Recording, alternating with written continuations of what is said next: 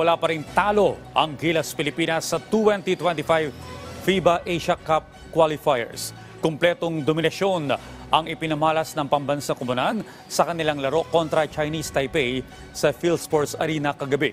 Balikan natin ang aksyon sa sentro ng balita ni Rafael Bandairel.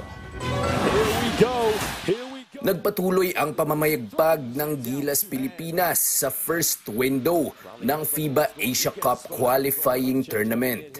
Pinatunayan ng mga Pinoy kung bakit sila ang mga hari ng basketball sa Asia nang ibaon sa pagkakatambak ang koponan ng Chinese Taipei.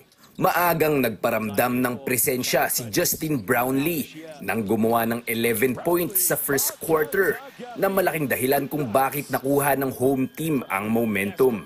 Pero yan pa lang ang simula ng pag-arangkada ng mga Pinoy. Pagsapit ng halftime, lumobo na sa 30 puntos ang kalamangan ng Gilas.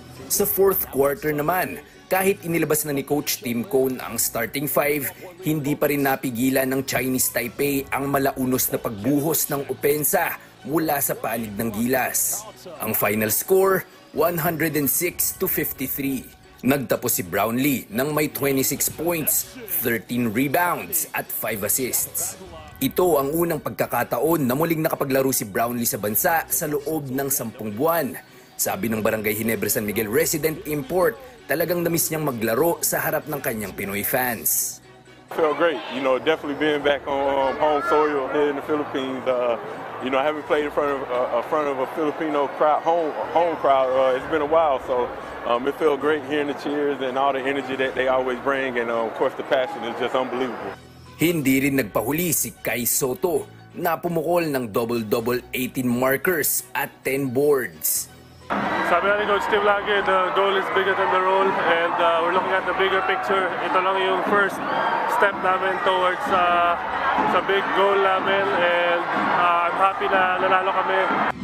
Kasunod nito, isang mahaba-habang pahinga para sa Gilas dahil sa Hulyo pa sila muling sasalang sa aksyon para sa FIBA Olympic Qualifying Tournament. Rafael Bandairel para sa Pambansang TV sa Bagong Pilipinas.